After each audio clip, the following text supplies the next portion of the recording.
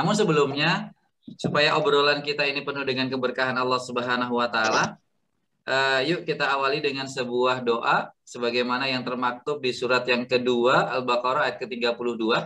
Silakan Bapak Ibu ikutin apa yang saya lafalkan. Bagi mungkin Bapak Ibu teman-teman yang masih belum hafal doanya, monggo diikutin. Subhanaka la Subhanaka ilma lana la ilma lana illa illa ma 'allamtana ma 'allamtana innaka innaka antal alimul hakim. antal alimul hakim.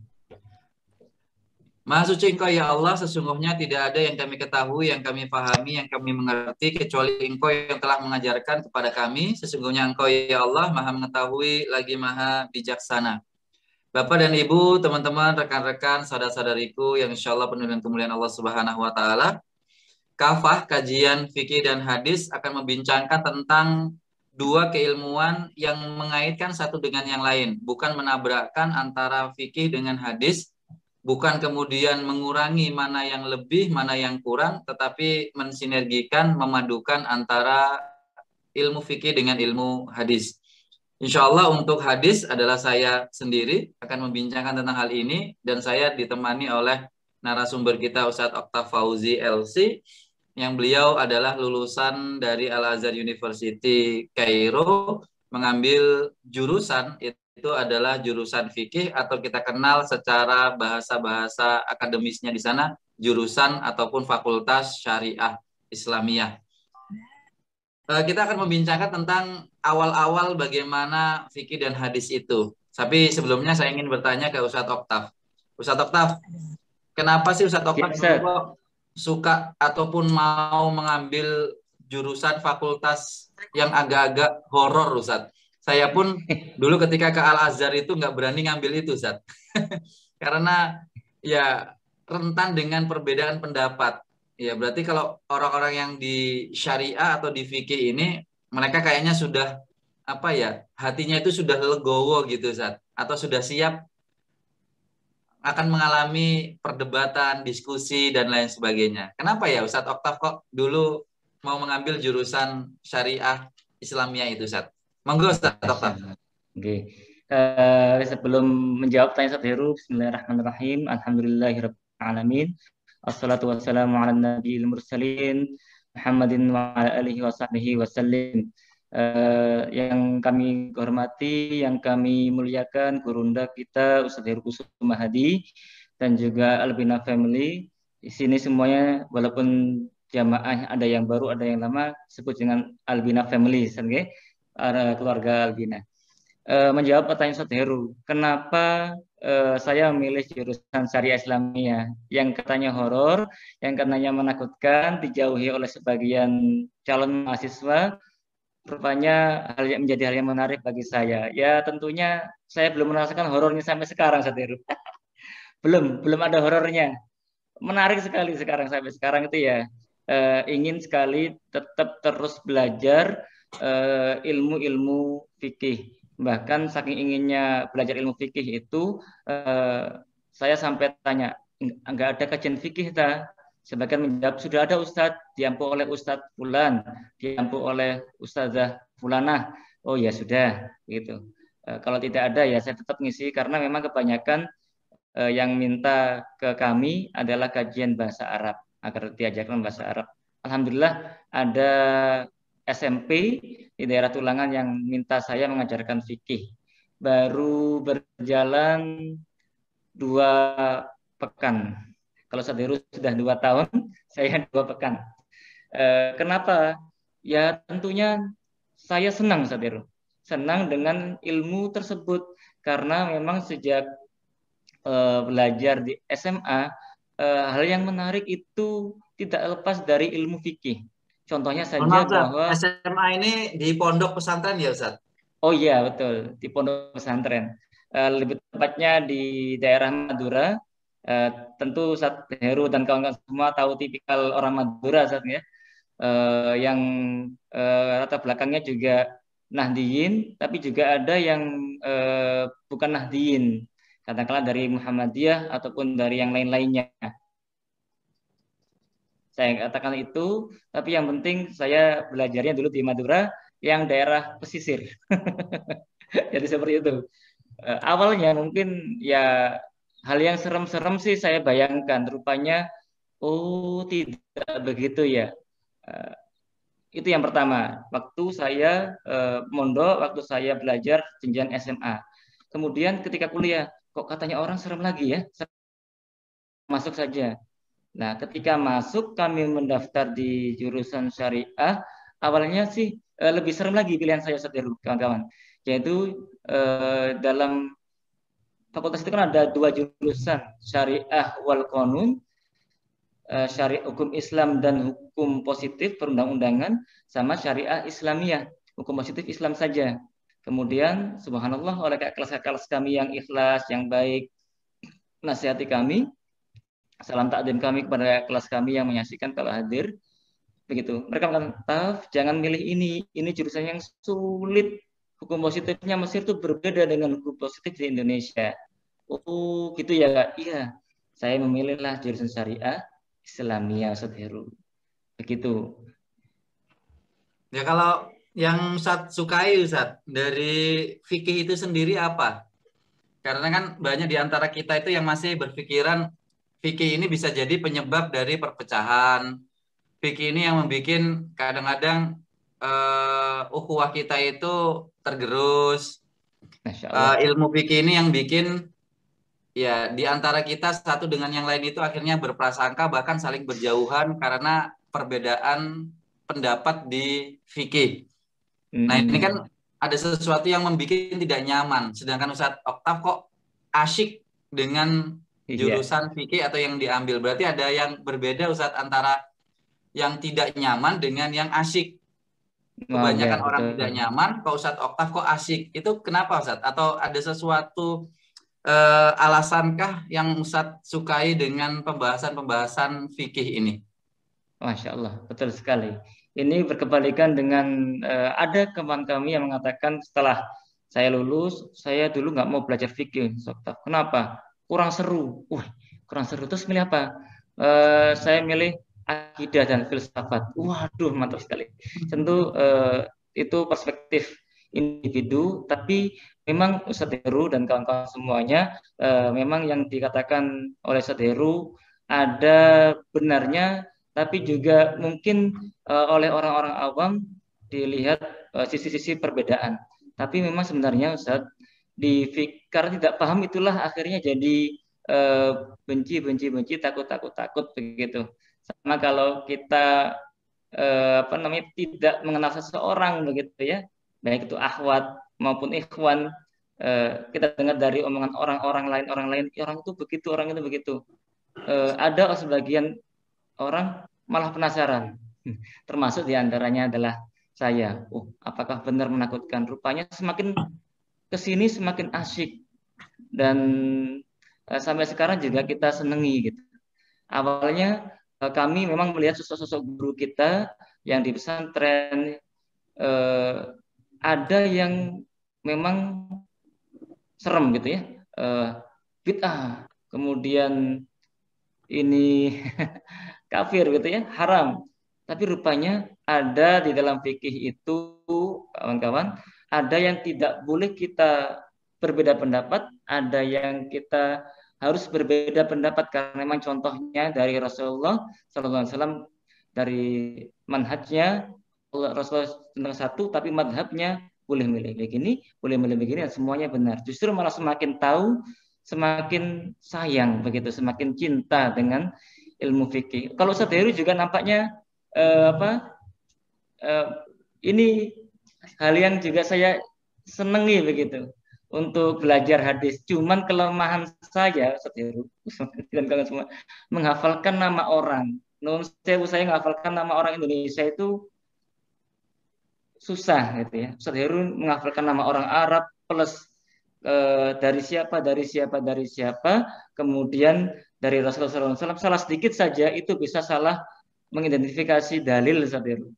Kenapa Ustaz Heru milih Fakultas Usuluddin? Setahu saya Syu'bah Ulum Hadis wa Ulumuh, itu nama lengkapnya sebenarnya, kawan-kawan.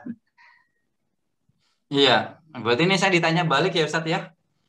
Boleh dijawab begitu. Jadi Ini boleh ya? Teman-teman Albina Family dan Ustadz Oktaf, saya awalnya itu dulu memang pinginnya tafsir ya teman-teman. Ketika saya mau ngambil jurusan di Fakultas Usuluddin, namun kok qadarullah nilai saya untuk hadis itu lebih tinggi daripada tafsir. Jadi kembali lagi hadis itu sebenarnya bukan pilihan saya, cuma karena terpilih berdasarkan nilai hadis itu lebih tinggi daripada tafsir. Akhirnya dari pihak kampus memilihkan saya jurusan itu, Ustaz Oktaf. Nah, ternyata memang kayaknya takdir hidup saya ini bukan atas dasar pilihan saya, Ustaz Oktaf. Jadi Ustaz Heru ini seperti siswa kita sekolah SMA di tahun berapa itu belum penjurusan, di tahun awal dinilai dari nilainya Ustaz Heru ya. Iya, Oh, kalau gitu. anak-anak SMA seperti itu jurusan IPS ataupun IPA gitu ya, dari nilai. Iya. Nah, tapi ya itu tadi Ustaz, hidup Hmm, saya ini kayaknya dipilihkan Allah bukan milih sendiri. Mulai sekolah SMP, Allah. Berarti memang saya pilih kok dari malah segi, nggak diterima. Milih sekolah SMA, kok iya, malah dari segi nggak bakat dan keterima. kemampuan. Iya, ngambil daftar ke ITS juga nggak Boleh. keterima. Kemudian kuliah S2 kok seharusnya di Malaysia, kok malah di Indonesia, dan seterusnya Ustaz. Jadi memang hidup saya ini dipilihkan oleh Allah, bukan saya yang memilih sendiri. Salah satunya adalah jurusan hadis ini. Tapi ya Kalau ini boleh tadi, tanya lagi Ustaz Heru, di tahun kenapa Ustaz? keberapa Ustaz Heru penjurusan hadis? Ini menarik sekali, ini kok beda dengan fakultas saya. Iya, itu di tahun kedua Ustaz. Hmm, Tahun kedua. Jadi 1 tahun saya kemudian sempat rosid, kemudian di tahun kedua itu. Nah, gitu. kembali lagi teman-teman, ketika saya di hadis itu ternyata memang kok ngeklik dengan yang saya sukai. Saya sebenarnya sukanya itu lebih di sirah Ustaz.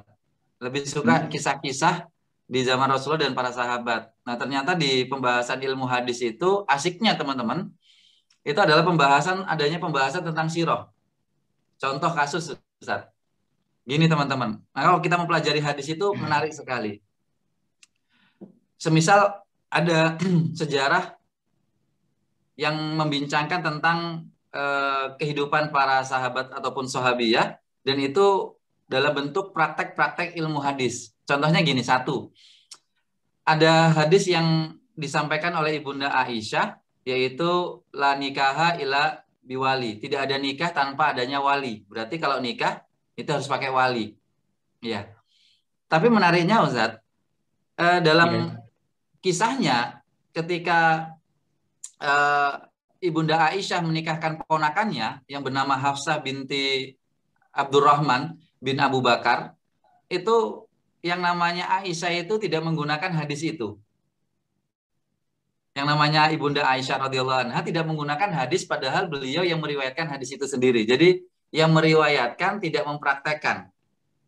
Itu dalam sirah kita pahami, ternyata waktu Ibunda Aisyah menikahkan itu walinya, yaitu yang bernama Abdurrahman, saudaranya kakaknya dari Aisyah ini posisinya waktu itu di Yaman. Jadi tidak hadir di tempat, dan tentunya tidak ada video call, atau zaman saya waktu di Mesir itu menikahkan itu dengan Yahoo Messenger Ustaz. Nah, saya 3 kali jadi panitia teman-teman yang menikah itu, kita dulu kan pakai webcam Yahoo Messenger. Nah, cuma di zamannya Rasulullah Shallallahu Alaihi Wasallam tentunya kan tidak ada itu. Jadi kehadirannya itu tidak terwakili sama sekali. Tetapi oleh Ibunda Aisyah itu kemudian dilakukan. Berarti kan kasarannya Ibunda Aisyah tidak melaksanakan riwayat yang beliau sendiri yang meriwayatkan tentang tidak ada nikah tanpa adanya wali. Nah, ini yang terkadang saya itu senang banget mengait-ngaitkan kisah-kisah sirah ini kemudian dengan hadis. Maka yang paling saya sukai sebenarnya dari hadis ini, satu, adanya keterkaitan dengan sirah. Ya kalau nginget-nginget nama kayaknya memang ya ada sedikit inget lah Ustadz. Apalagi anak saya sekarang namanya tak bikin panjang-panjang semuanya dan roto-roto Arab-Arapan. Masya Allah. Jadi Ya, mungkin namanya suka, saudara, putranya saudara ini bagus-bagus kawan-kawan. Boleh nanti ditiru. makanya sering dapat order Ustadz. Dapat pesanan bikinkan nama teman-teman yang mungkin istrinya sedang mau melahirkan dan lain sebagainya. Sampai teman-teman dari Alhamdulillah. artis hijrah pun juga beberapa kali itu ngontak minta ada opsi-opsi nama yang terbaik nggak untuk putranya. Oh, begitu. Ya, ini masukan juga untuk Albina, Saudara, dan juga Albina Family. Ada program baru berarti. Buka jasa bikin nama. Iya.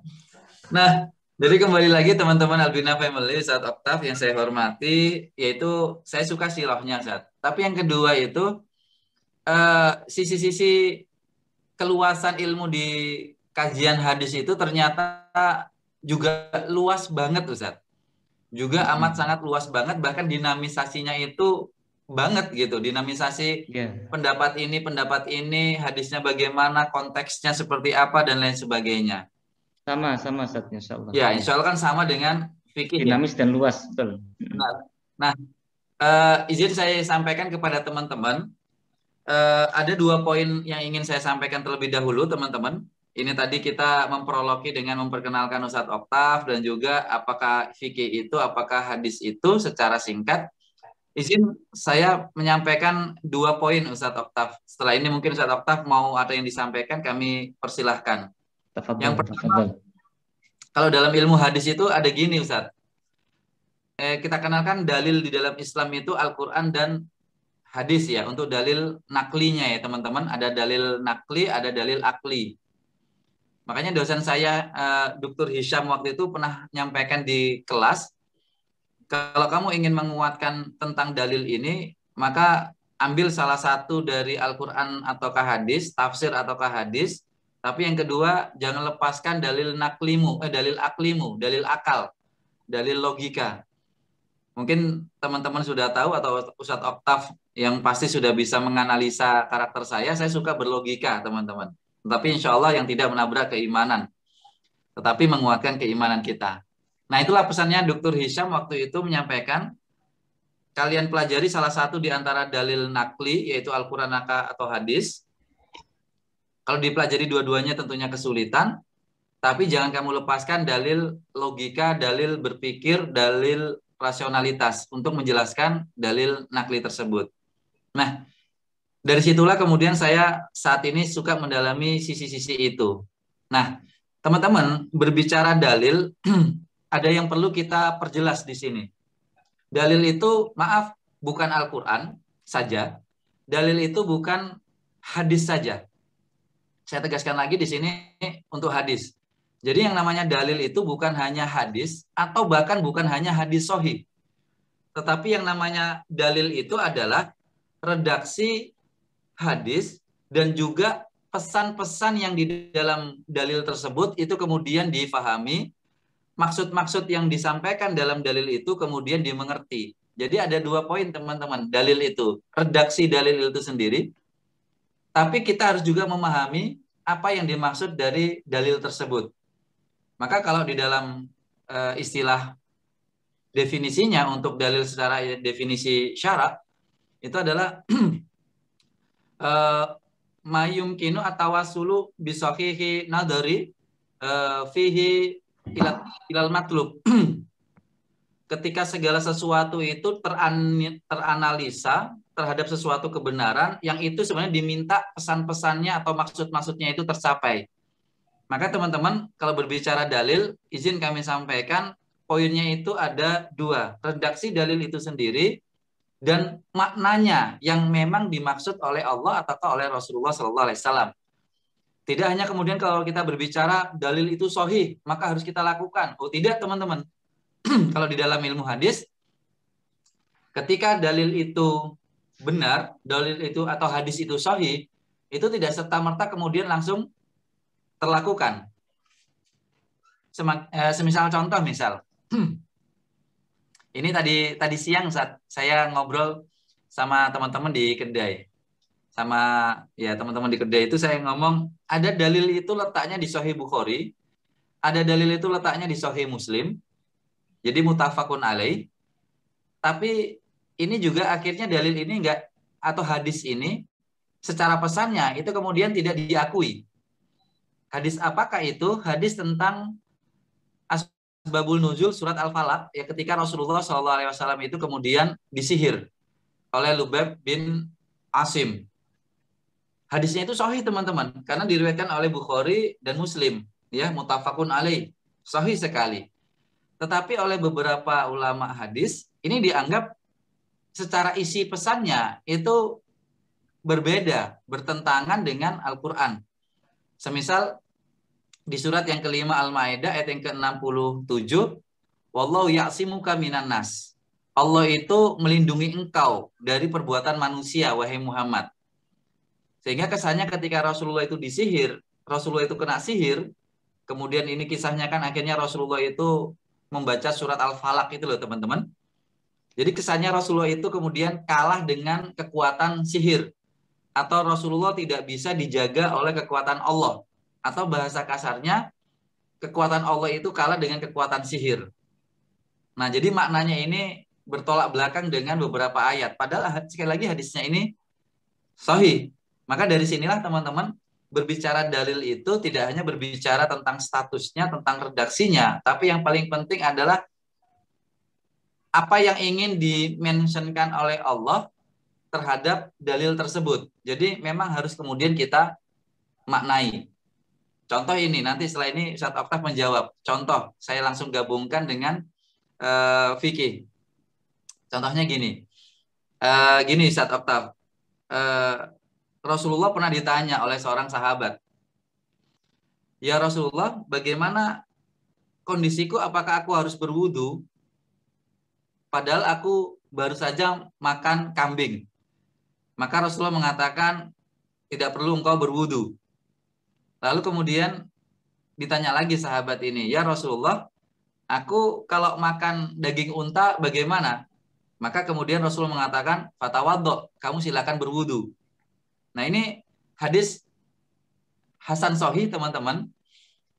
Kemudian dalam secara redaksi hadis ini berarti yang jelas-jelas kalau kita tanya, berarti kalau makan daging kambing kita mau sholat, maka kita nggak perlu berwudu karena kita masih nggak batal. Tapi kalau makan daging unta, kemudian Rasul mengatakan fatawaddo, silakan kamu berwudu. Berarti di sini menunjukkan daging unta membatalkan, daging kambing tidak membatalkan. Secara redaksi teman-teman. Tapi secara prakteknya di lapangan, secara fikihnya, itu nggak jadi cuma satu itu saja teman-teman. Bisa jadi itu semakin banyak pendapatnya. Ada yang mengatakan nanti mungkin seperti ini, seperti ini. Oh, nggak membatalkan kok. Oh, itu cuma hanya sebatas anjuran kok, dan lain sebagainya. Maka teman-teman, untuk mengawali tentang ini, saya sampaikan tentang definisi dalil itu, karena nanti yang pasti fikih itu akan merujuk kepada dalil. Nah, dalil itu sekali lagi bukan hanya karena redaksinya, bukan karena statusnya, tapi khususnya terkait dengan pesan-pesan yang ingin disampaikan oleh Allah ataukah Rasulullah dalam dalil tersebut. Seperti itu, Ustadz Oktaf, terkait dengan satu poin yang ingin saya sampaikan kepada teman-teman di kajian promosi KAFA ini. Mungkin kalau Ustadz Oktaf ada yang mau disampaikan teman Ustadz kepada teman-teman? Insya Allah Ustadz ada, tidak sepanjang dan sedetail Ustadz Heru, tapi juga ingin menyapa kawan-kawan Albina dan Albina Family. Bismillahirrahmanirrahim. Terkait dengan Ustadz Heru yang begitu bersemangat menjelaskan tentang hadis, saya juga punya hadis Ustadz yang ingin saya sampaikan. Hadis ini bersumber dari Utsman bin Affan. Beliau mengatakan sami'tu min Rasulullah sallallahu alaihi wasallam man shalla al-'isya fi jama'atin fa ka'annahu qama nisfal lail wa man shalla subha fi jama'atin fa ka'annahu shallal laila kullah. Barang siapa yang salat Isya dalam jamaah, maka seperti dia sholat setengah malam. Barang siapa yang sholat subuh secara jamaah, maka seperti sholat sepanjang malam. Ini saya sampaikan karena ini riwayatnya rawahu Muslim, diriwayatkan oleh Muslim. Kalau setiru itu harus jelas. Nah, yang rawiyul a'la, rawiyul adna. Dan juga yang kedua, kawan-kawan, tidak menjadi alasan kenapa nggak sholat subuh, tadi malam saya capek ikut kajiannya setiru setop-taf. Baiklah, itu sebagai mukaddimah yang untuk pada malam ini yang ingin saya sampaikan. Kawan-kawan Al-Bina Family, tentu ada sisi-sisi yang menarik dan juga ada sisi-sisi yang membuat kita penting untuk mempelajari suatu agama atau ilmu di dalam agama Islam ini. Kalau kita belajar fikih, kemudian hadis, tafsir, insya Allah sepanjang hidup kita tidak akan cukup karena memang dinamisasinya sejak zaman Rasulullah SAW sampai masa kita berkembang, melebar, meluas dan sebagainya. Bahkan ketika kami kuliah pun ada beberapa mata kuliah yang mana kami belum pernah mendengar itu di Indonesia. Contoh di fakultas saya saja ada usul fiqh maudhu'i, usul fikih tematik dan usul fikih nas. Nah, itu yang juga belum pernah ada perbedaannya. Kemudian ada fiqhul muqaran, perbandingan fikih. Ya, itu yang menariknya, yang membuat kita rupanya inilah saya baru penjurusannya di tahun kedua ke tahun ketiga. Kalau saya Heru tahun pertama sudah mencentang masuk apa? Syariah Islam atau syariah wal qanun? Syariah Islam. Masih ada pertanyaan tambahan Heru, yaitu mazhab apa? Maliki, madhab Hanafi, Maliki, Syafi'i, atau madhab Hambali. Saya milih madhab Syafi'i karena memang kebanyakan asal Indonesia. Jadi kawan-kawan, menariknya adalah agar saya sendiri karena memang hidup di Indonesia ingin memahami cara berpikir masyarakat kita di Indonesia. Itu paling nanti juntrungannya ya ingin menyatukan perpecahan memang. Oh, ini cara pikirnya, ada dalilnya begini.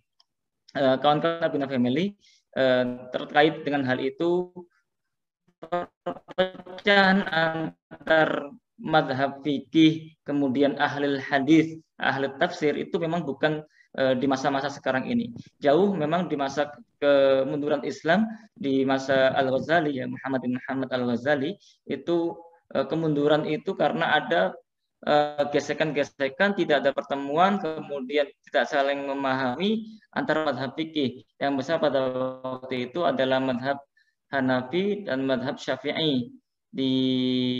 Kemudian itu masa-masa sebelum Muhammad Al-Fatih, gitu ya, sebelum Salahuddin Al-Ayyubi. Saya tidak menarik ke sejarah begitu dalam. Memang contohnya adalah yang menarik itu ya. Ini Heru juga pasti akan langsung ngeh gitu, langsung ini yang dibicarakan Ustaz. Yaitu di surat yang kedua ayat 228. Tadi Heru bicara tentang kebersihan, tentang toharoh. Saya juga bicara tentang kebersihan, tapi kebersihan rahim. Iya. Surat kedua ayat 228 itu depan ayatnya saja sudah katakanlah sudah horor katanya. Wal mutallaqatu yatarabbasna bi anfusihinna thalathata quru. Ini terutama ada sahabat-sahabat yang akhwat ya, semoga ayat ini kita pahami tapi tidak perlu diamalkan karena sangat-sangat tapi harus tahu gitu. Wal mutallaqatu, dan wanita-wanita yang dicerai, yatarabbasna, mereka menahan diri selama berapa? 3 quru. Nah, lafaz ini kan bagi orang Arab sendiri itu jadi polemik yang berkepanjangan sehingga ada 4 madhab Hanafi, Maliki, Syafi'i, Hambali. Mereka pecah kepada 2 pendapat memang kata quru ini. Salah satu quru itu secara bahasa jamak dari kata qur'un. Nah, sama dengan Heru sering mengajikan kajian tentang makna kata haram. Haram itu maknanya 2 tapi bertentangan Heru ya. Ada yang satu bermakna larangan, yang kedua bermakna yang dihormati, yang dimuliakan. Kata kuru juga memiliki makna yang dua hal, tapi juga makna yang bertentangan. Satu mengatakan kuru itu, mohon maaf, haid. Yang kedua, makna kuru ini bermakna suci dari haid. Sehingga walhasil yang mengatakan bahwa makna yang pertama, makna haid ini adalah Hambali dan Hanafi. Kemudian makna yang kedua, suci dari haid. Suci dari haid ini Maliki dan Syafi'i. Demikian. Jadi polemik-polemik ini tidak membuat kita semakin menjauh dari belajar ilmu. Tetap paling ketemunya ikhtilaf. Tidak. Justru begitulah dinamisasi dari pemikiran-pemikiran ulama berkembang hatta sampai ada ilmu yang baru. Contoh-contoh ini kawan-kawan. Tentang ada nggak diharamkannya katakanlah suatu bentuk minuman yang memabukkan yang lainnya selain dari khamr. Ada nggak narkotika yang lebih memabukkan? Tidak ada, karena di zaman Rasulullah SAW itu dengan kata khamr. Kenapa satu kata khamr ini mengikat semua makna yang yukhmirul aqla, bahasa syariahnya itu yukhmirul aqla, menutupi akal. Jadi semua bentuk makanan atau minuman yang menutupi akal secara cepat dohir, maka itu dihukumi dengan hukum khamr. Nah, jadi itu menariknya kawan-kawan. Jadi kalau kita berpikir fikih itu pasti akan nyambung dengan ilmu yang jadi atasnya, yaitu usul fikih. Tentu ini akan menarik kalau kita bahas lebih panjang lagi ya kawan-kawan. Tapi Ustaz Heru Kusumahadi dan kawan-kawan, ayo kita belajar beberapa macam ilmu dari agama ini, tidak melulu hal yang kaitan dengan tazkiyatun nafas. Kita sudah suci hatinya, sudah beriman. Butuh apa lagi? Nah, tentu kita tawarkan ada ilmu fikih, ada ilmu hadis. Mungkin kapan-kapan kita belajar ilmu tafsir. Tapi kalau ilmu tafsir di luar sudah banyak Ustaz Heru ya, Ustaz Heru juga. Demikian Ustaz Heru dari kami. Terima kasih Ustaz Oktaf. Jadi Bapak Ibu, rekan-rekan, saudara-saudariku, insya Allah dimuliakan oleh Allah Subhanahu Wa Taala, Albina Family. Ada ucapan menarik dari Imam Ahmad bin Hambal antara sinergitas saling menyambungnya ilmu fikih dengan ilmu hadis itu. Kata Imam Ahmad bin Hambal menyampaikan sesungguhnya para al-muhaddisun, orang-orang ahli hadis itu adalah orang-orang sebagaimana dianalogikakan dengan apoteker, ya. Ahli hadis itu dikatakan apoteker, sedangkan ahli-ahli fikih al-fuqaha itu dianalogikakan dengan dokter. Maksudnya bagaimana?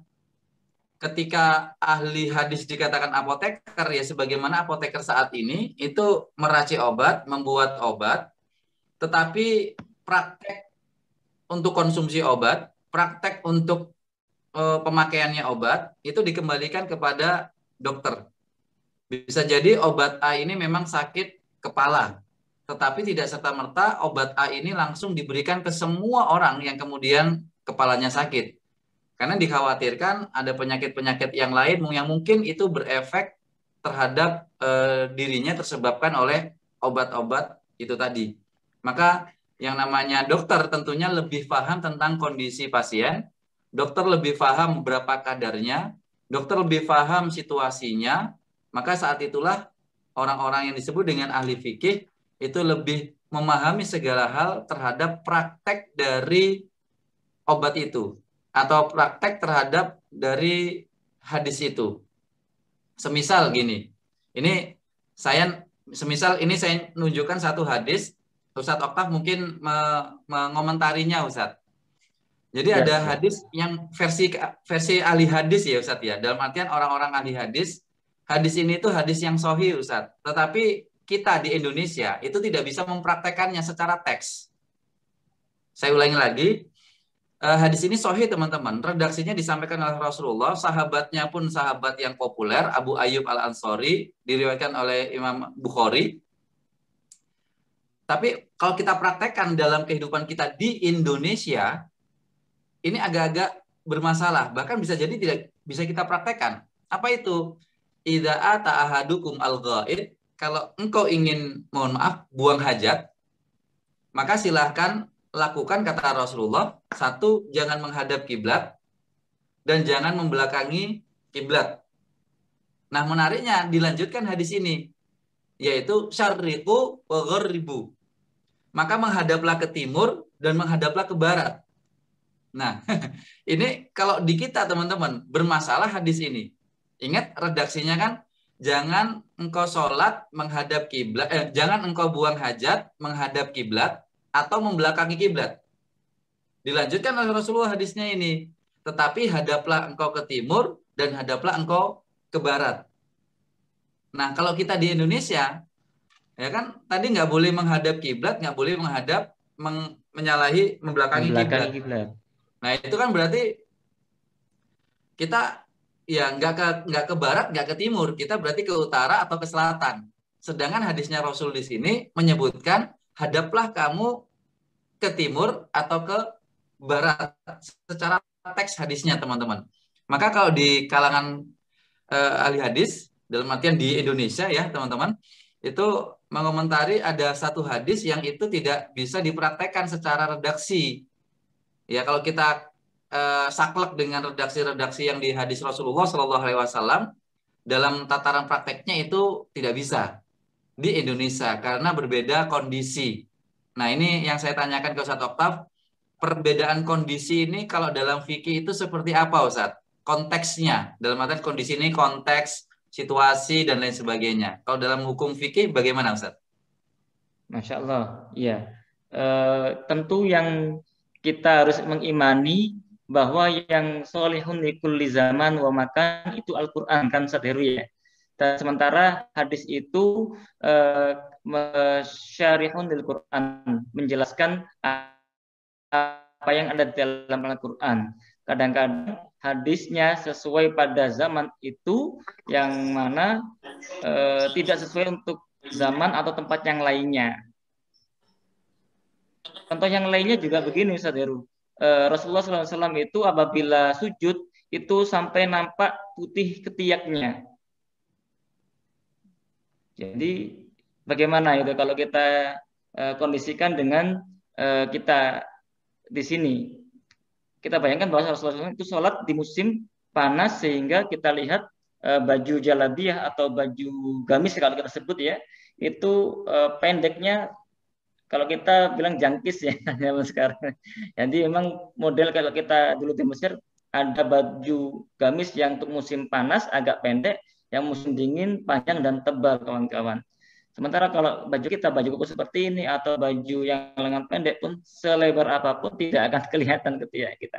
Jadi sama. Itu dalam fikih itu ya harus sesuai dengan konteks ya, mahal, tempat, dan juga auqat, waktu-waktunya begitu Ustaz Heru.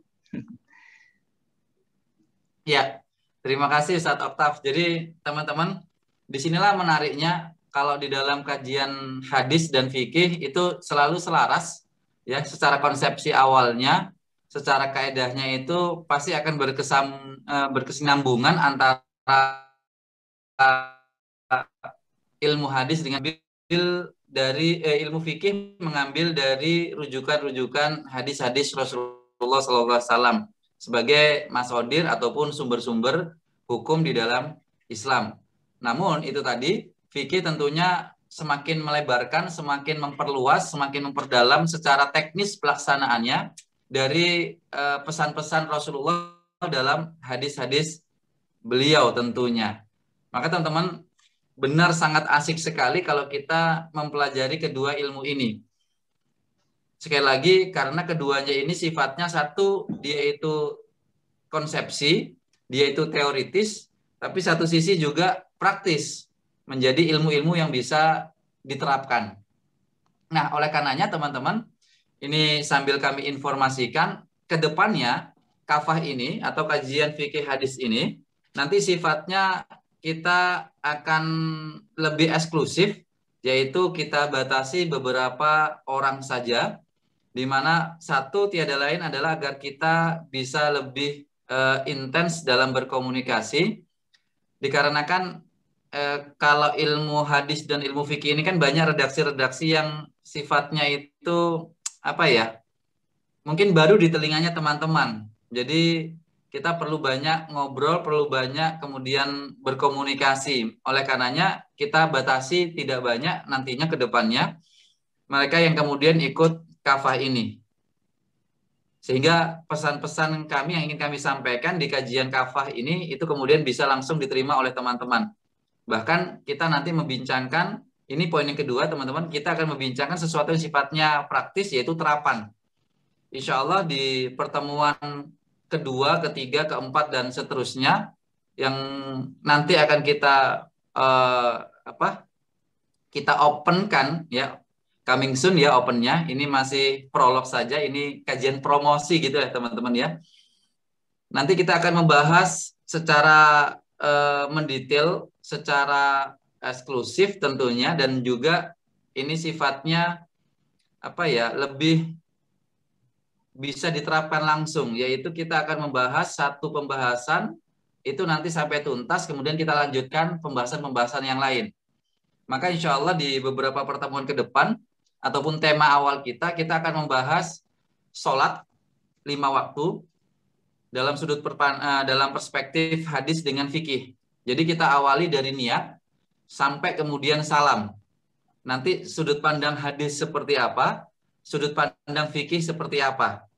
Sekali lagi, nanti tema pertama yang akan kita bahas mungkin sekitar 4 sampai 5 pertemuan kita akan membahas tentang sholat wajib. Dalam artian di sini itu prakteknya dari niat sampai salam, teman-teman. Ya. Ya, nanti akan ada pembahasan di antara ilmu hadis yang mungkin lebih banyak kita ketahui kalau hadis di dalam pembahasan sholat itu hadisnya banyak, tetapi kan yang dipakai cuma satu. Ya, sebagai misal doa iftitah atau bahasa fikih yang lain itu doa istiftah. Yang kita kenal mungkin ada yang pakai kabira walhamdulillah, ada yang pakai Allahumma bait baini. Padahal secara hadis Rasulullah SAW itu ada 12 versi. Nah, tapi kenapa kemudian hanya mengkerucut cuma satu yang kita baca? Nah, itu nanti berbicaranya di wilayah-wilayah fikih.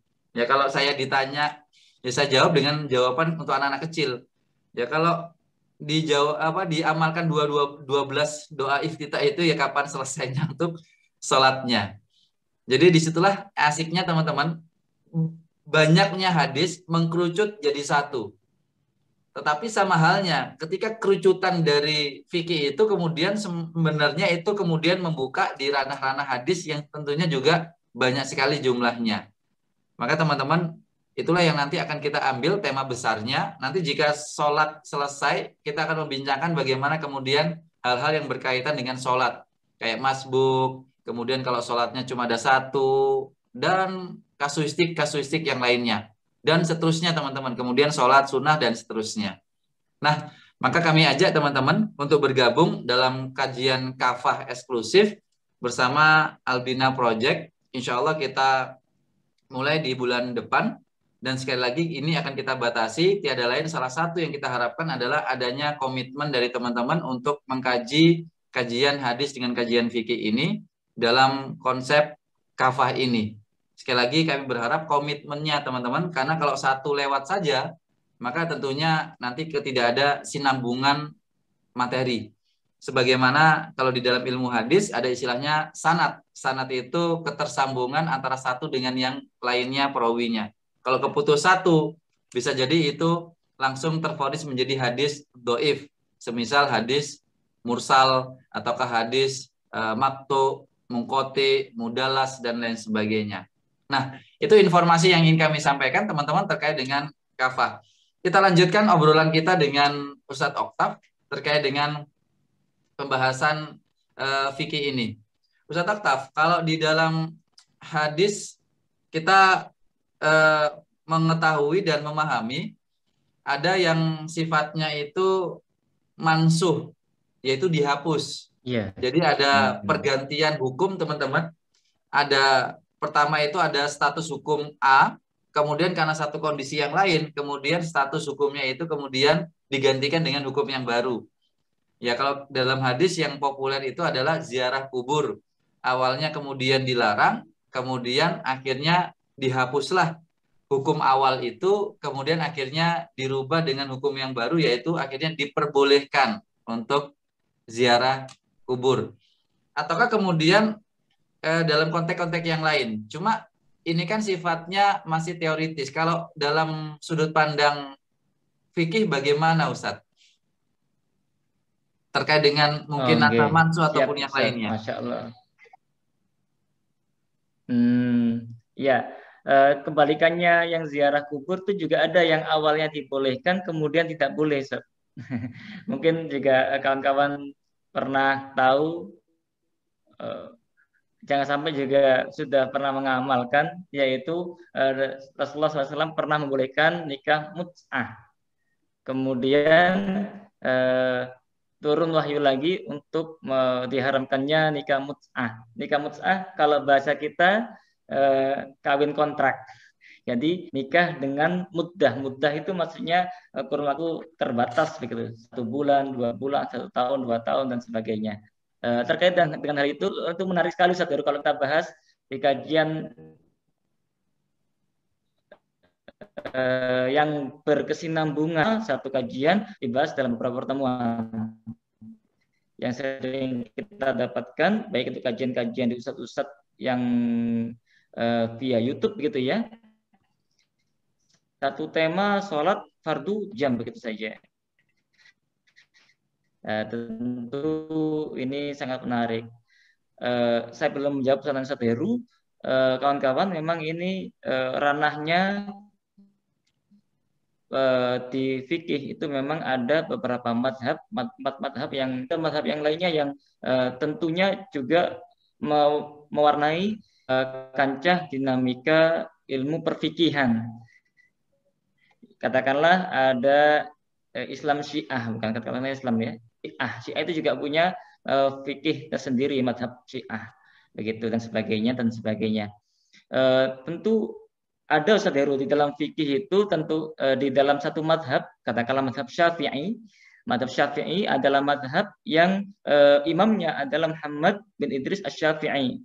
Beliau selama hidupnya Masya Allah diwarnai dengan rihlah perjalanan ilmu. Beliau asalnya lahirnya di Giza, sekarang Palestina. Ada yang mengatakan ini pendapat kedua, beliau berasal dari Giza yang di Mesir. Tapi perjalanan ilmiah beliau itu belajar dari ulama-ulama yang kita kenal, diantaranya adalah Imam Malik bin Anas. Jadi madhab Malikiyah itu kan imamnya Malik bin Anas. Jadi jangan dipahamkan imam-imam itu mereka debat, kemudian tidak, mereka saling berguru satu sama lain. Nah, Imam Syafi'i ketika menjadi ulama di daerah Basrah, daerah Kufah dan Basrah ya, itu beliau berfatwa juga menjadi guru, menjadi qadhi. Kemudian ketika beliau hijrah pindah ke Mesir, beliau juga menjadi qadhi lagi. Dan hebatnya Seteru, apa yang beliau katakan di Basrah dan Kufah itu beliau kadang perbaiki lagi ketika beliau berada di Mesir. Kemudian kita kenallah apa kata beliau di Mesir, itu namanya al-qaulul jadid, pendapat yang baru, dan itu yang harus diikuti oleh orang yang bermadzhab Syafi'iyah. Sementara yang di Basrah dan Kufah itu adalah al-qaulul qadim, pendapat yang lama, hadisnya sudah mansuh gitu. Bahasa fikihnya al-qaulul mukhtar, pendapat yang dipilih. Nah, itu istilah-istilah yang mungkin bagi kawan-kawan ini istilah baru ya. Baru. Kemudian ini menarik sekali untuk kita dalami, tapi tentunya ada ranah-ranah yang kita bikin ini, kita sajikan secara praktis, Ustaz, insyaallah. Nah, ini juga sesuatu istilah yang baru, teman-teman. Serius ini, saya aja yang kuliah saja itu ini baru mendengar ada kata-kata istilah qaul mukhtar, yaitu statement ataupun ucapan yang dipilih. Ya, saya seringnya mendengar kata-kata nasikh wal mansukh, yang dihapus dan yang menghapus gitu ya. Tadi ada istilah ternyata dalam sudut pandang fikih itu qaul mukhtar, ucapan yang dipilih. Nah, saya juga teringat Ustadz Oktaf. Kalau tadi Ustadz Oktaf menyampaikan Imam Malik, yaitu gurunya dari Imam Syafi'i. Jadi Imam Malik juga punya murid. Kalau tadi kan muridnya Imam Syafi'i yang disebutkan oleh Ustadz Oktaf. Kalau yang ini itu Ibnul Wahab namanya Ustadz. Masya Allah. Ibnul Wahab ini murid dari Imam Malik dan juga murid dari Al-Lais bin Sa'ad. Nah, menariknya itu statementnya Ibnul Wahab ini teman-teman. Apa mengatakan? Wa kuntu adzunnu anna kullama jaa bihi min nabiyya sallallahu alaihi wasallam ya'malu bihi. Aku dulu itu pernah berprasangka bahwasanya segala apapun yang diturunkan dari Rasulullah itu harus dilakukan, harus dipraktekkan. Semuanya tanpa terkecuali harus dipraktekkan. Tapi katanya Ibnul Wahab ini, alhamdulillah, kalau bahasa kita sekarang, alhamdulillah, kok ya saya ketemu dengan Imam Malik dan Imam Al-Lais bin Sa'ad. Ternyata apa? Ternyata yang saya pikirkan dari dulu seperti itu, ternyata tidak. Bahkan saya khawatir dalam redaksinya yang diucapkan oleh beliau itu, lau ahlak tuh kalau nggak salah. Aku akan hancur kalau aku tidak bertemu dengan Imam Malik dan Imam Lais bin Sa'ad ini, sehingga aku tidak salah dalam berprasangka. Maksudnya teman-teman, kata Ibnul Wahab ini adalah dikiranya semua hadis itu harus dipraktekkan. Semuanya sesuatu yang diturunkan oleh Rasulullah ataupun yang kita kenal dengan sunnah itu totalitas kemudian harus kita praktekkan. Ternyata tidak. Seperti halnya yang tadi kita sampaikan, ada beberapa hadis yang itu sahih, tetapi ternyata meskipun itu hadis sahih, tapi ternyata juga diingkari oleh ulama-ulama hadis. Bahkan dalam konteks kita di Indonesia, itu kemudian tidak terpraktekkan secara redaksinya ya teman-teman.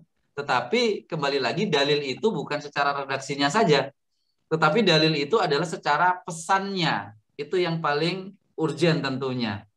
Maka yuk kita kembali lagi memperdalami ilmu hadis ataukah ilmu fikih yang bentuknya adalah sebagai ilmu terapan untuk bisa kita amalkan dalam kehidupan kita sehari-hari.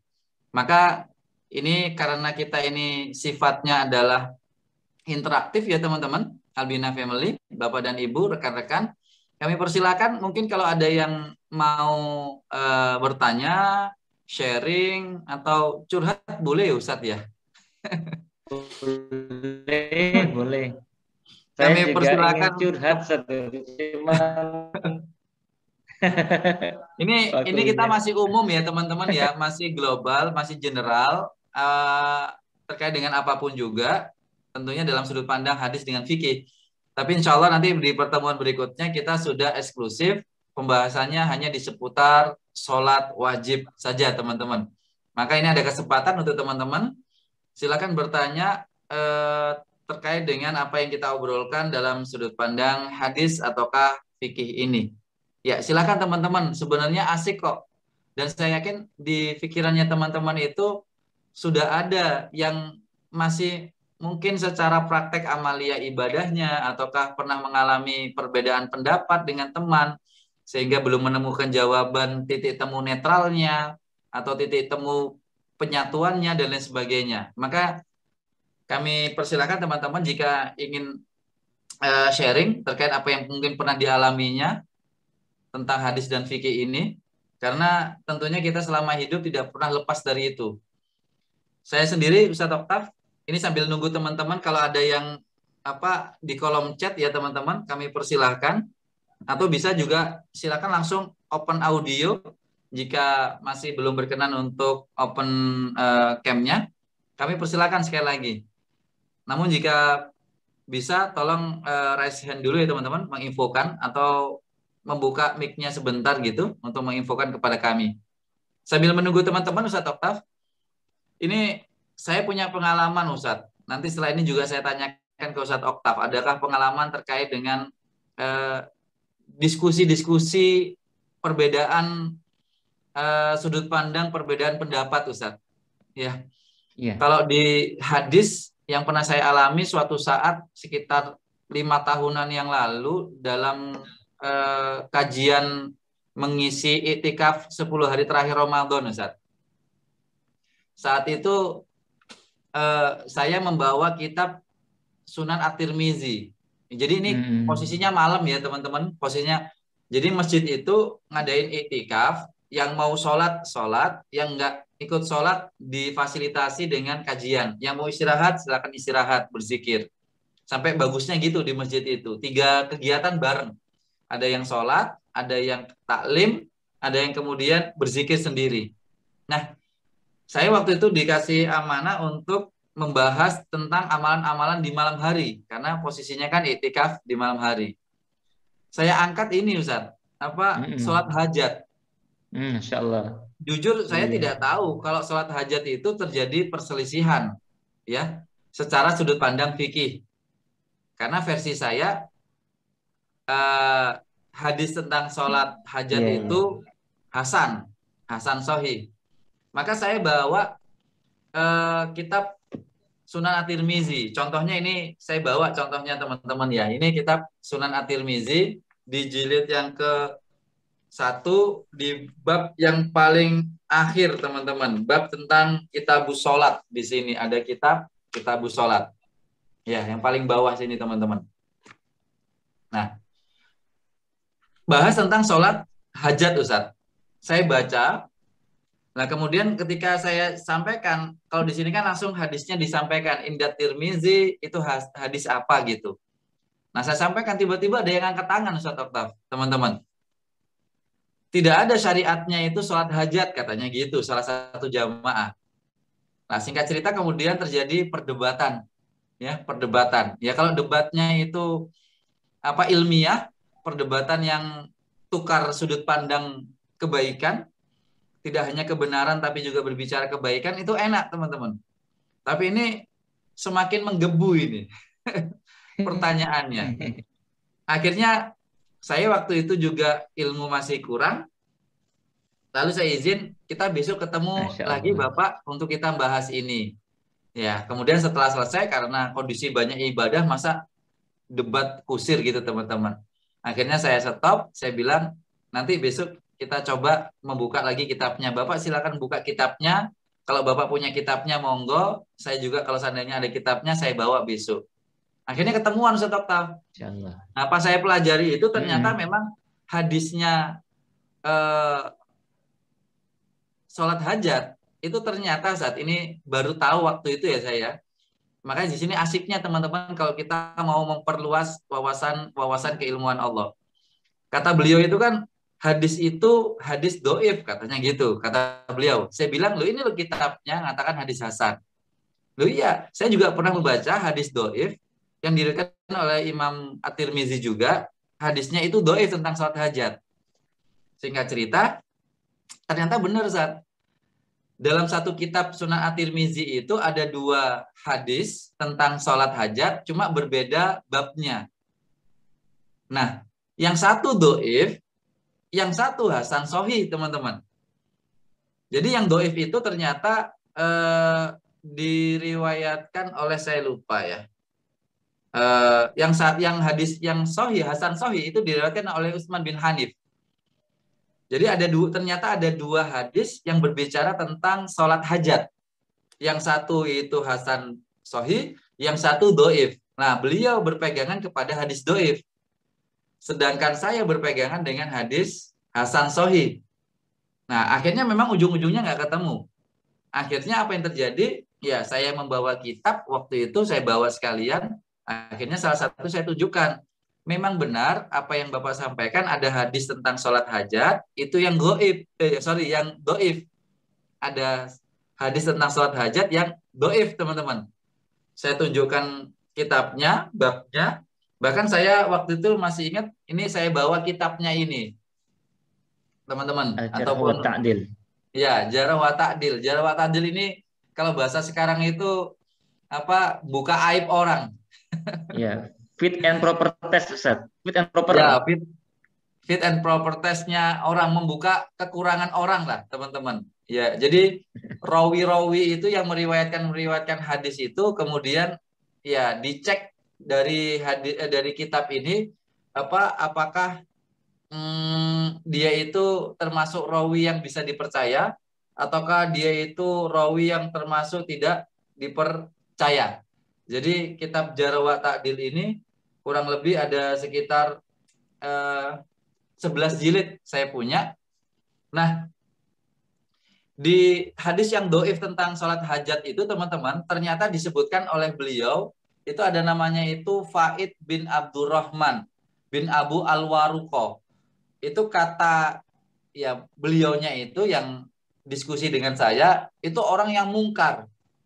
Akhirnya saya buka kitab ini, ternyata ucapan beliau itu benar teman-teman. Sekali lagi ucapan beliau itu benar di apa ya di kitab Jarh wa Ta'dil ini, kemudian di jilid keberapa ini saya dapat jilid yang ke-7, di situ dikatakan ternyata Faid bin Abdurrahman itu memang orang yang mungkar, jadi hadisnya itu nggak boleh diterima. Maka saya sepakat kata-kata beliaunya itu. Nah, ini saya temukan di halaman ke-83. Ada kata-kata Faid bin Abdurrahman Abul Waroko. Kalau teman-teman bisa baca di sini ya teman-teman ya. Nah, di sini ada Faid bin Abdurrahman.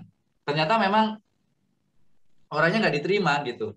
Berarti benar hadis yang dibawa beliau ini benar. Tapi hadis yang saya bawa itu ternyata benar juga, yaitu Hasan Sahih. Jadi intinya beliau benar, saya benar. Nah, cuma kenapa kok benar ketemu benar, itu kok kemudian debat kusir. Ya itulah teman-teman. Ya. Hadis yang doif itu diriwayatkan oleh Abdullah bin Abi Aufa. Kalau hadis yang Hasan Sahih dari saya itu dari Utsman bin Hanif. Redaksinya pun mirip-mirip di dalamnya teman-teman. Cuma doanya di sholat hajat itu berbeda. Kalau yang hadis doif tadi itu la ilaha illallah wal halimur rahman irhamur rahimin. Kalau yang di hadis yang Hasan Sahih itu Allahumma inni as'aluka dan seterusnya, atawajjahu ilaika binabiyika nabiyil rahmah dan seterusnya. Jadi saya ingin mengisahkan kepada teman-teman, saya yakin teman-teman pernah mengalami kondisi-kondisi yang seperti ini, perbedaan pendapat dan lain sebagainya. Maka yang saya harapkan dari kajian kafa ini adalah wawasan kita semakin terbuka, kita ya tidak baperan dengan perbedaan-perbedaan pendapat, dan tentunya kita masih bisa menjaga akhlak kita terkait ketika kita mengalami kasus-kasus harus kemudian berdiskusi dengan orang yang kemudian berbeda pendapat dengan kita. Karena hakikatnya ketika benar ketemu benar, maka yang mengikat adalah kata kebaikan. Jangan sampai kebenaran itu menghasilkan keburukan-keburukan, dosa, caci maki, cela mencela dan lain sebagainya. Ya, mohon maaf itu Ustadz Oktaf pengalaman saya yang pernah discuss agak-agak panjang gitu dengan beberapa jamaah. Kalau Ustadz Oktaf mungkin pernah mengalaminya nggak Ustadz? Dalam konteks fikih Ustadz? Kalau Ustadz Heru ini beruntung sekali menerima dan menyampaikan juga dengan bijak. Saya salut kepada Ustadz Heru. Jadi memang bijak Ustadz tidak meneruskan debat kusir di saat berdebat di saat malam, walaupun debatnya baik pun jangan dilakukan di malam-malam orang untuk beribadah, dan mengajak duduk di luar gitu. Kalau enak, kalau mungkin lebih baik ya ajak di kedai teman enak gitu. Saya belum pernah Heru, alhamdulillah. Yang saya hadapi, yang saya sampaikan mengajar ya kebanyakan memang saya pernah sampaikan, saya sering sampaikan saya masih mengajar ya bahasa Arab, kemudian kajian-kajian hati gitu ya, kajian Riyadh Riyadhus Shalihin tentang hati juga, kemudian juga tafsir gitu. Belum pernah mengalami berarti Ustadz ya perdebatan seperti itu. Belum pernah. Kalau mendapati pertanyaan kayaknya pernah ya Ustadz, mendapatkan pertanyaan yang mungkin pertanyaan itu ya mempertemukan antara dua kasus yang sama tetapi dalam kesimpulan yang mungkin belum bisa didapati dari istimbat hukumnya ataupun kesimpulan hukumnya. Betul. Jadi begini kawan-kawan, ketika di bulan sampai kita kan Muharram, Safar, sampai di bulan Rajab. Eh, Rajab itu kan kebanyakan dari kawan kita meyakini ada puasa satu bulan namanya puasa Rajab. Tapi kita dapatkan seperti di bulan-bulan yang lainnya bahwa tidak ada Rasulullah mengatakan melaksanakan puasa Rajab itu secara khusus. Jadi banyak puasa, tapi ada yang mengatakan puasa Rajab atau kemudian ibadah-ibadah Rajabiyah. Jadi mungkin ada polemik-polemik di situ. Jadi munculnya perbedaan itu Ustadz Heru dan kawan-kawan. Dalil-dalil nas itu ada yang sifatnya ini ada muncul istilah baru lagi doniyud dalalah, jadi tidak rinci, tidak detail bicara tentang hal itu, tidak tegas. Ada yang qat'iyud dalalah, bicara secara tegas tentang suatu hukum atau permasalahan di dalam agama. Jadi yang muncul itu kebanyakan ada yang didoniyud dalalah.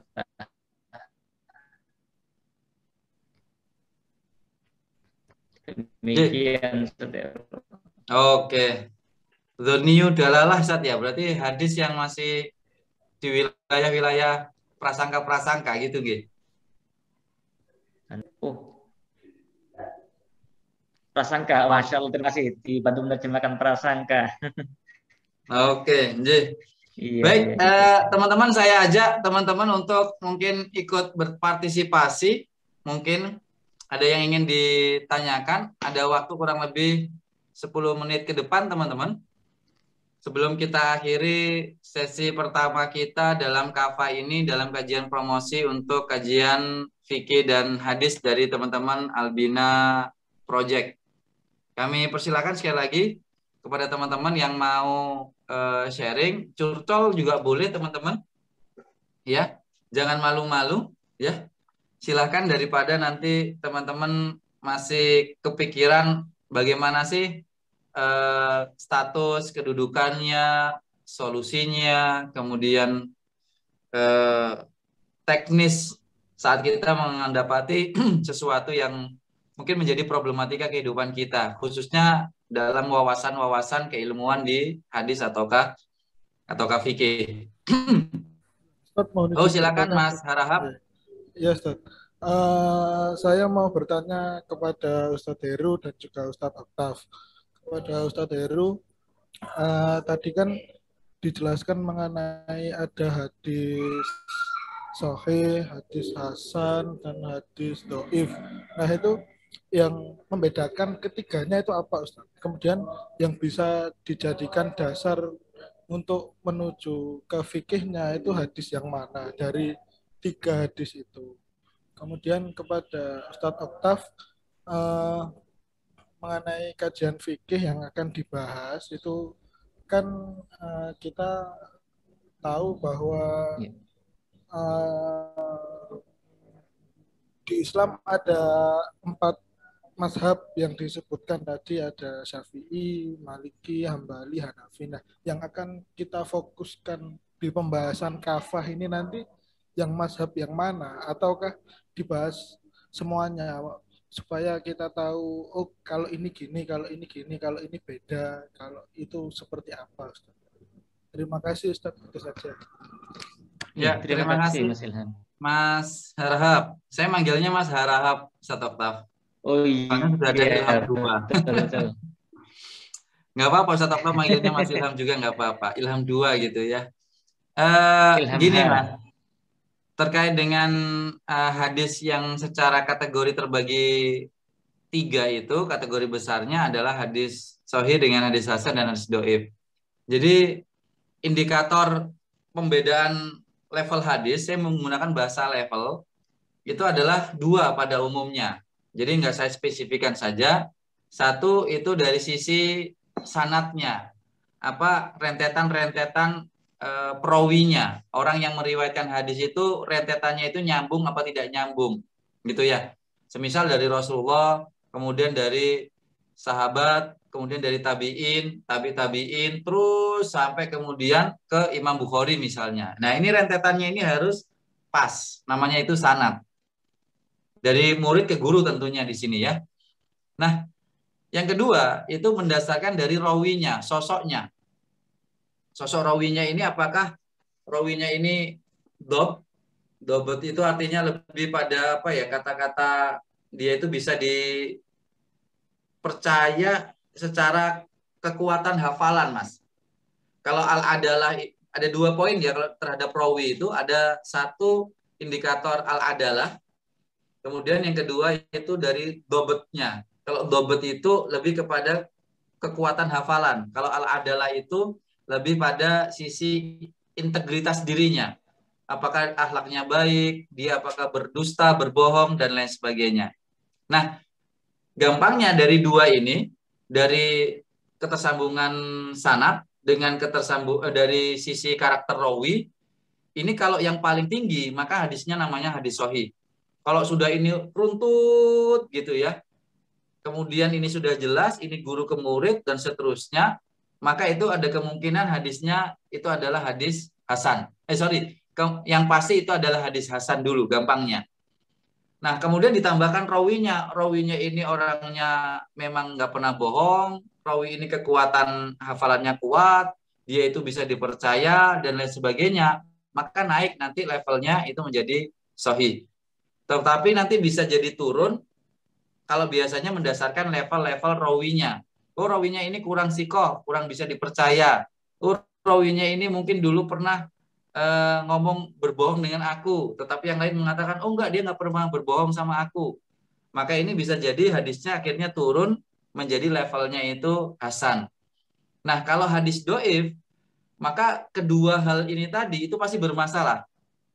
Contoh, dari Rasulullah lompat, nggak ada sahabat, tapi langsung ke tabiin. Ya, dari Rasulullah kemudian langsung lompat ke tabiin. Nah, berarti sahabatnya di situ hilang. Nah, itu dikenal dengan hadis doif, pembahasannya itu di hadis mursal misalnya. Oh, nanti ada dari Rasulullah langsung lompat ke tabiin, jadi 2 generasi hilang misalnya. Maka di situ masuk kategori hadis doif, pembahasannya di mu'dol misalnya. 2 generasi hilang berturut-turut, dan seterusnya. Jadi intinya kalau pembahasan hadis sahih, hadis hasan, hadis doif itu berdasarkan gampangnya 2 itu, yaitu secara sanatnya nyambung atau tidak nyambung, secara rawinya apakah dia adalah ataukah dia itu apa integritasnya, akhlaknya baik, ataukah secara intelijensinya, kepintarannya, kekuatan hafalnya itu bermasalah apa tidak. Allahu a'lam bishawab. Saya kembalikan ke Ustaz Oktaf, monggo Ustaz. Terima kasih Mas Ilham Harahap dan Ustaz Heru Sumadi yang telah menyampaikan pemaparan-pemaparan dan jawaban dari Mas Ilham. Terkait dengan pertanyaan dari Mas Ilham, bagaimana kita akan mengkaji kajian fikih yang terdiri dari 4 madhab ahlu sunnah tersebut. Saya menyisihkan, bukan tidak penting untuk dibahas, tapi semua ulama yang muktabar, yang pendapatnya diambil, sudah mengambil 4 madhab inilah. Sampai kampus Al-Azhar pun juga hanya memilihkan 4 madhab inilah yang akan menjadi madhab ahlu sunnah. Di sana ada madhab. Untuk membahasnya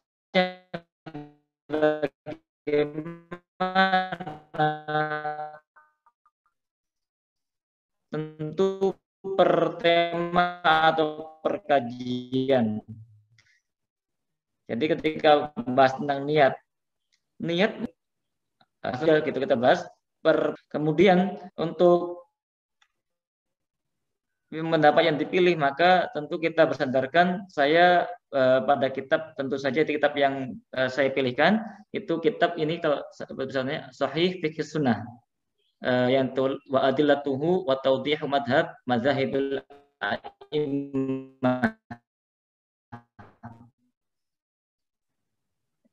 Gitu. Kalau sunnah itu maknanya hadis atau hal yang layak diikuti, yang sahih, yang betul, kemudian dan beserta dalil-dalilnya, beserta dengan penjelasan madhab-madhab yang a'immah, yang muktabar, yang terpilih, yang sahih untuk umat. Kemudian ditulis oleh Abu Malik Kamal bin Sayyid Salim. Tentu ini menjadi rujukan salah satu rujukan bagi kita untuk membahas hal-hal tersebut. Kemudian di antara madhab ini ada pembahasan yang tentunya agak panjang dan mungkin bahasan yang lainnya telah jelimet. Kita akan bahas sedikit kalau menarik. Kalau memang terlalu menjelimet, kita akan langsung ke bagian tarjih, atau kalau bisa pendapat-pendapat dikumpulkan menjadi dikumpulkan. Kalau tidak ya tarjih, dipilih mana yang paling kuat begitu. Kalau ini agak berseberangan dengan dua ormas besar ya yang ada di Pulau Jawa. Memang di kita kan ada NU, ada Muhammadiyah, ada Perti, ada Al-Wasliyah dan sebagainya. Itu memang kebanyakan dari, selagi ada pendapatnya Imam Syafi'i yang ditarjih, yang dikuatkan. Tapi kalau Muhammadiyah, NU kan menggunakan Bahthul Masail. Di Muhammadiyah sudah menggunakan namanya, dia sudah majelis tarjih. Diambil semua 4 mazhab itu, kemudian dibahas, kemudian dipilih mana yang paling kuat, agar tidak melebar dan kemudian tidak, kalau hanya satu mazhab saja ya kita bahas satu mazhab saja Imam Syafi'i. Tapi sesuai dengan kajian kita, maka kajian fikih itu kita bahas semuanya, kita lihat mana yang paling rojih, artinya mana yang kuat pendapatnya, karena bagaimana dilihat paling kuat, dalil-dalilnya paling mengarah. Kemudian kalau hadisnya paling sahih, kalau tidak ada yang sahih, paling di bawahnya hasan lidzatihi atau hasan sahih. Kalau tidak ada hasan sahih, nah ini di bawahnya lagi. Kalau dari mungkin nanti namanya hasan li ghairihi dan sebagainya. Demikian Mas Ilham Harahap dan Ustaz Heru. Saya kembalikan ke Ustaz Heru, tafadhal Ustaz. Terima kasih Ustaz Heru, Ustaz Aktaf. Terima kasih Mas Harahap juga berkenan untuk sharing, bertanya di kesempatan malam hari ini. Bapak dan Ibu, rekan-rekan, saudara-saudariku Albina Family yang insya Allah dimuliakan oleh Allah Subhanahu wa Ta'ala, kami kira sudah kami cukupkan pembahasan kita di kajian promosi dari Kafah terkait dengan kajian fikih dan hadis di kesempatan malam hari ini. Maka izin kembali lagi mengingatkan Bapak dan Ibu, teman-teman, rekan-rekan Albina Family, jika ada teman-teman yang ingin bergabung dalam kajian Kafah ini, kami persilakan nanti bisa kontak ke teman-teman di admin Albina Project, karena sekali lagi ini kami batasi, sifatnya kita buat eksklusif, yang membuat kita satu bisa berkomitmen, dua kita benar-benar bisa memahami, tidak hanya secara pengertian, tidak hanya secara kaidah-kaidahnya, tetapi lebih pada penerapan-penerapan, khususnya dalam pembahasan ibadah sholat kita. Semisal mulai niat, jadi kita bisa akan menikmati sholat kita nanti bagaimana. Jadi kita akan bisa menjadi sosok yang bisa merasakan kekhusyuan di dalam sholat.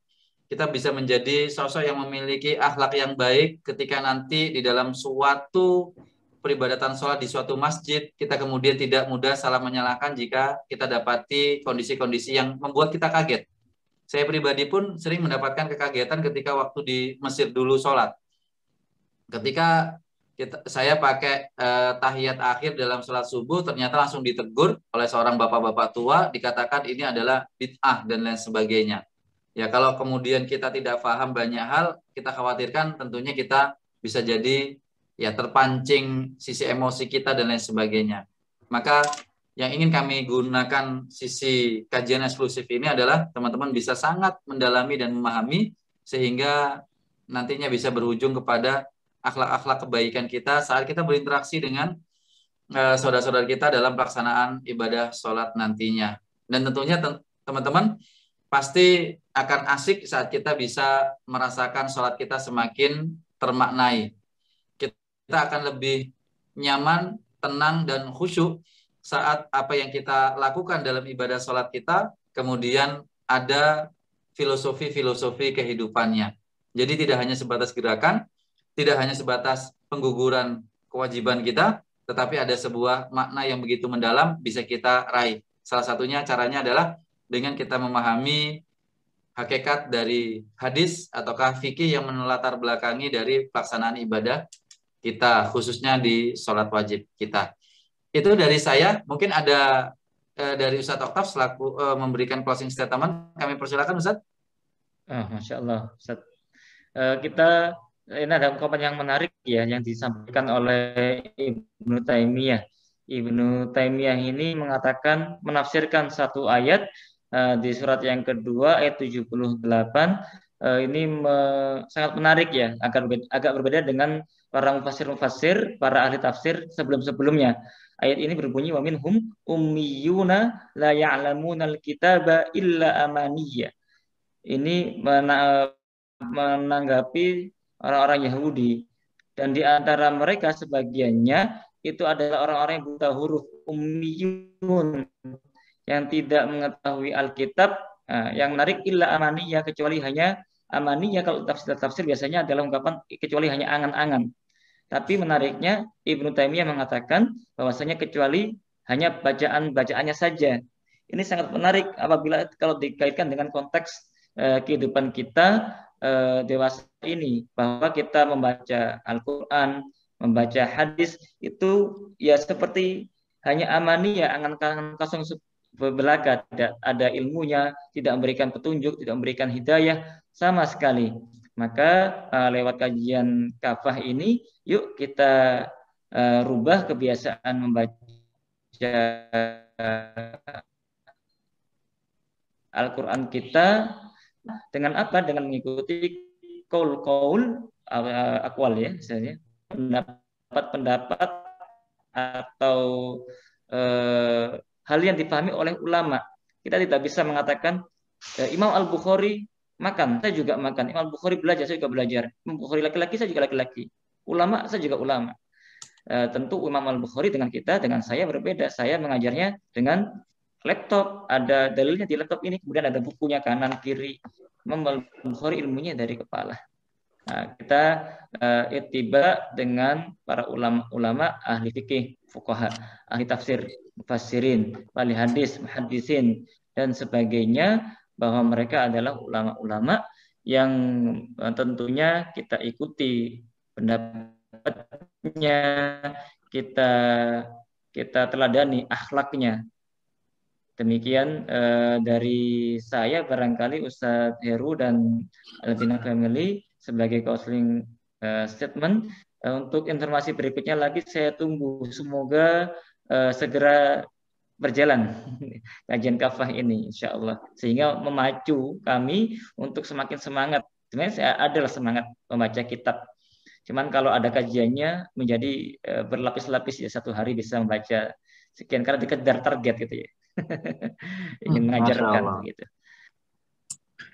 Khair Ustaz Oktaf, Masya Allah. Itu teman-teman, Bapak dan Ibu, rekan-rekan sudah mendengar sendiri ketika teman-teman semangat untuk bergabung di kajian kafah, maka Ustadz Oktaf juga semangat semakin banyak membacanya. Maka teman-teman bisa jadi wasilahnya Ustadz Oktaf untuk semakin rajin mendalami ya kitab-kitabnya beliau. Maka di situ nanti teman-teman bisa memiliki wasilah, maka teman-teman mendapatkan juga jariah-jariah kebaikannya teman-teman ya. Ya, tentunya. Ya, baik. Terima kasih Bapak dan Ibu, rekan-rekan Albina Family yang di kesempatan malam hari ini sudah berpartisipasi di dalam kajian fikih dan hadis yaitu kafah. Alhamdulillah di angka kisaran 28 sampai 30 tadi terkait dengan partisipan yang sudah bergabung. Dan tentunya kami berharap support dari teman-teman untuk bisa memberikan yang terbaik untuk Albina Project, sehingga kami bisa meng-create kajian-kajian ataukah proyek-proyek lainnya yang bisa memberikan kemanfaatan dalam proyek dakwah kami. Maka salah satunya adalah kafah. Saya Heru Kusumadi mengajak teman-teman Bapak dan Ibu untuk bergabung dalam kajian kafah, karena kami melakukan sedikit riset kecil-kecilan. Sementara belum ada di Surabaya kajian hadis dengan fikih itu kemudian disatukan jadi satu kajian yang sifatnya kemudian rutin ataupun berkesinambungan. Semoga apa yang kami niatkan untuk segala hal kebaikan-kebaikan dari kafah ini juga kemudian mengetuk hati Bapak dan Ibu rekan-rekan untuk bergabung untuk meramaikan kafah ini. Terima kasih sekali lagi kami ucapkan dan tentunya permohonan maaf atas segala hal yang mungkin tidak berkenan dari hati teman-teman yang saat ini menjadi partisipan di kesempatan kafah volume pertama ini. Mari kita akhiri obrolan kita, sharing kita pada kesempatan malam hari ini dengan istighfar 3 kali teman-teman. Astagfirullahaladzim. Astagfirullahaladzim, astagfirullahaladzim. Kita ucapkan hamdalah, alhamdulillahirabbil alamin, dan kita sempurnakan dengan doa kafaratul majelis. Subhanakallahumma wa bihamdika, la ilaha illa anta, astaghfiruka wa atubu ilaik. Maha suci Engkau ya Allah, aku memujimu dan aku bersaksi bahwa tidak ada sesembahan yang patut disembah kecuali Engkau. Aku memohon ampunan dan aku bertaubat kepadamu. Terima kasih, saya Heru Kusuma Hadi, mewakili Ustadz Oktaf dan juga Albina Project, mengucapkan terima kasih, barakallahu fikum teman-teman, wa bitaufikillah. Insya Allah kita bertemu di kajian kafah eksklusif insya Allah di bulan depan. Terima kasih. Assalamualaikum warahmatullahi wabarakatuh. Waalaikumsalam warahmatullahi wabarakatuh. Mantur nuwun Pak Bandi sampai terakhir ya, Masya Allah. Iya, Ustaz. Nanti Ustaz Dereng Jainal istirahat. Salut. Dereng istirahat Pak Bandi? nunggu Ustaz Heru. Nah, Masya Allah. Inji, tasih dereng sakit teng Anur Ji. Nggih, Ustaz. Nggih, Ustaz. Nanti Pak Jainal saya ajaknya. Nggih, siap Pak Bandi. Sehat selalu, afiat selalu.